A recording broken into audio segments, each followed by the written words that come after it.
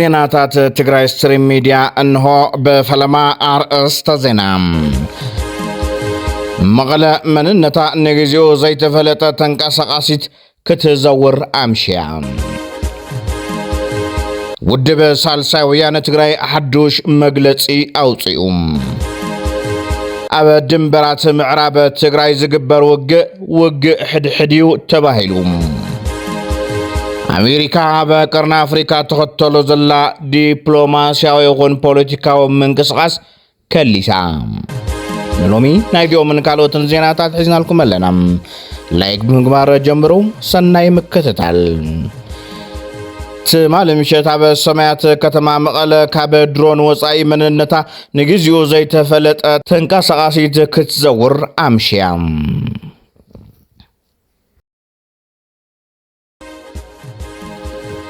علم لغة محبرسب موران سميان تግራይ GSTS بلعلي مقالة زركبت انفر بيت صحفته من تلامها تمن دفتر بانك حساب تخايد الليل لهم اب زوصو حدوش مغلصين ناي GSTS انفر مقالة مهتمن دفتر بانك حساب زمن تل سبدما ابال ماخلاي كوميتي حوحات ابال كابينه جام محدار تግራይን حلاف بيرو تمرت كلل تግራይ دكتور كيروس غعش مخانو غليصلهم GSTS ሳልሳይ ወያነ ትግራይ حدوش መግለጽ አውጽዩም ሳነ ብሔራዊ ፖለቲካው ፍታሕ መሃብ ኩለ መዳው ቀልውላው ትግራይ ካብ ጊዜ ናብ ጊዜና ተሐላለኹ ድሕሪ ምጽንሖም ኩሉ ነገር በኃይሊ ናብ ዝፍጸመሉን ጎይቶት ጠበንጃ ናብ ዘወለድዎ ስርዓት አልቦነት በሪኹ ይርከብ ክብል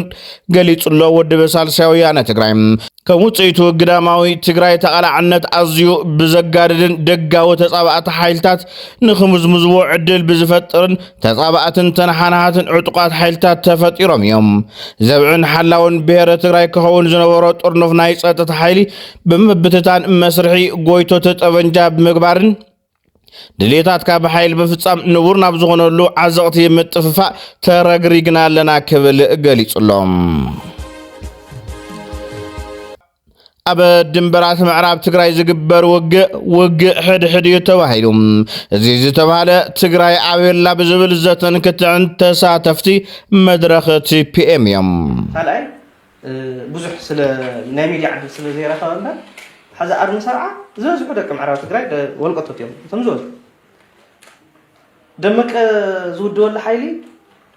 80% ደቀባት ወልቃይት የተከዘዘው ዝሎም ደቀባት ወልቃይት أبى بسومني ما وفتو دمبر واو أزيو قعد ولا سفرت مزيم زعتقون لو ندي مفتي تكذا قل تسمعني صبلوا علي 8% بقى متعايدنا اللي فلتهم ساعات صوتهم بزلون ثم علي 8-9% ولا قم متعايدون دك معرفة تقرأ ثم زلون دك معرفة تقرأ السونو قعد حدي بشرب خمو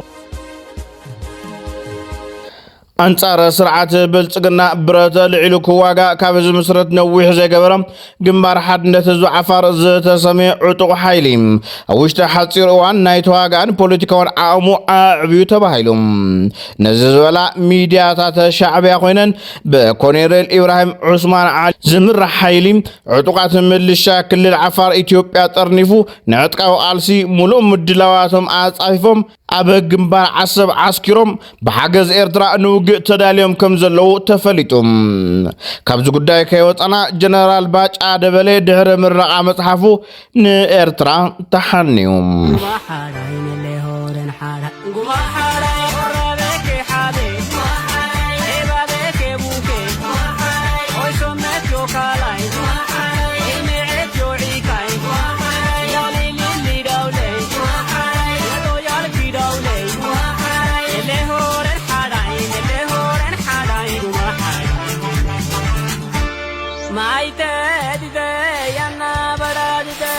تبلعوا طمني تبيك لجلسنا ميردة مركلة سمع صورة مرة هيني إلى بحا نجبا مركنا بديبا متبا نجبا دقيتني بركتا باريا የኢትዮጵያን ጠላቶች እንደ ጸጉር ቅማል አንድ ባንድ እናራግፋለን ኢትዮጵያ ትጸናለች ኢትዮጵያ ትበለጽጋለች። ኢትዮጵያ ለአፍሪካውያን ወንድሞቻችንና እህቶቻችን የብልጽግና ምልክትና ምሳሌ ትሆናለች። በሰላም እንደጀመርን በሰላም እንጨርሳለን። እኛ የኮሎኔል በዛብህ ልጆች አንሸማቀቅም። በጀግንነት የጀመርነውን በጀግንነት እንጨርሳለን። ኢትዮጵያ በልጆቿ ታፍራና ተከብራ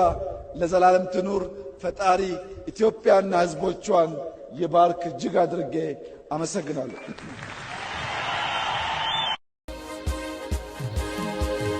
አሜሪካ በቀርና አፍሪካ ተከተሎ ዲፕሎማሲያዊ ርክብ ከሊሳም አሜሪካ ምስ ሃገራት ቀርና አፍሪካ ዘለዋ ርክብ ካብ ኢንቨስትመንት ተኮር ናብ ግጭት ምእላይን መፍታሕን ቀዳምነት ዘተኮረ ስትራቴጂ ከም ትኽተል እውን ዕላው ጌራም ቀደም ከበለታ ሃገር ኣብ ሃገራት አፍሪካ ተኸተሎ ዝነበረት ኣብ ኢንቨስትመንት ዘተኮረ ፖሊሲ ብምኽላስ ሃገራት ቀርና አፍሪካ ምስ አሜሪካ ምሕዝነትን ተደልየን ግጭት ከወግዳን ሰላም ከዕስላን ግድን ይኸውን ይላላ። አሜሪካ በአፍሪካ ዘለዋ አቀራርባ ሮይ ለውጢ ዘነጽር ሓድሽ ስትራቴጂ ሃገራዊ ድሕነት ዘቕረበት እንትትኸውን ቅድም ክብል ኣብ ንግድን ኢንቨስትመንትን ዕላማ ዝገበረ ዲፕሎማስያዊ ርክብ ብምኽላስ አሜሪካ ሕዚ ብፍላይ ኣብቲ ንግርጭት ተቓላዓይ ዝኾነ ቀርና አፍሪካ ቀዳምነት ብምሃብ ግጭት ክእለይን ርግኣት ከሰፍንን ቀዳምነት ሂባ ተሰርሕ ከም ዘላ ሓቢራ ፍሉይ ልኡኽ ቻይና በቀርና አፍሪካ ኤርትራ ዑደት የካይደሎም ሎሚ ናብ ኣስመራ ዝኣተው ሁ ቻንጉቹን ኣብ ዓዲ ሃሎ ምስ ፕሬዚደንት ኢሳያስ አፈወርቂ ተራኺቦ ተዘራሪቡ ቤጂንግ ኣብ ዞባ ቀርና አፍሪካ ንዘሎ ግጭታት ኣብ ምፍታሕ ኣወንታዊ ኣበርክቶ ክትገብር ከም እትኽእል ፕሬዚደንት ኢሳያስ ነቲ ፍሉይ ልኡኽ ሚኒስትር ጉዳያት ወፃኢ ቻይና ከም ዝገለጸሉ መንግስታዊ ማዕኸናት ዜና ኤርትራ ሓቢረን። እቲ ቻይናዊ ዲፕሎማሰኛ ክልቲያዊ ምክብባር ንሉዓላውነትን ግዝኣታዊ ሓድነትን ኣብ ምኽባር ዝምርኮስ ምዃኑ ከም ዝተዛረበውን እቲ ጸብጻብ ይጠቅስ። ሚኒስትር ጉዳያት ወፃኢ ኤርትራ ዑስማን ሳላሕ ኣብ ተረከበ ተረኺቡ ኣብ መንጎ ኣዲስ ኣበባን ኣስመራን ብጉዳይ ኣፍደገ ባሕሪ ምትፍናን ሰፊኑላ ኣብ ዘለሉ እዋን እውን እቲ ቻይናዊ ፍሉይ ልኡኽ ናብቲ ዞባ ተንቀሳቒሱ ምህላኡ እናድኡ ገሊጹ። ኣብ መወዳእታ ኣብ መንጎ ታይላንድን ካምቦድያን ደቡባዊ ጎንፂ ተላዒሉ ኣብቲ ሎሚ ዝነበረ ግጭት ብውሕዱ 5 ሰባት ከም ዝተቐተሉን ብኣሽሓ ዝቑፀሩ ሰባት ኣብ ክልቲኡ ወገን ናይቲ ደባት ወፂኦም ይሃድሞ ከም ዘለዉ ጸብጻባት ሓቢሮም። ክልቲአን ሃገራት ብመንጎኝነት ፕሬዚደንት ኣሜሪካ ብዝሓለፈ ወርሒ ጥቅምቲ ስምምዕ ምቁራፅ ተጻብኦ ምፍራመን ዝዝከር እዩ።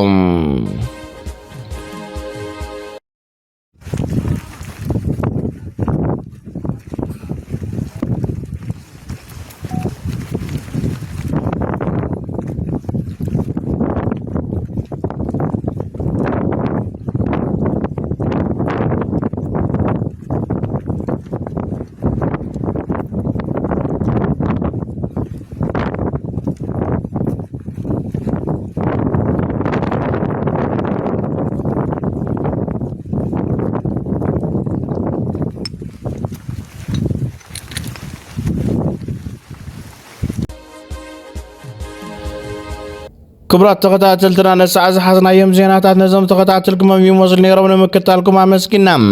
ሰላም ንህዝቢ ትግራይ ሰላም ንኹሉ ወዲ ሰብ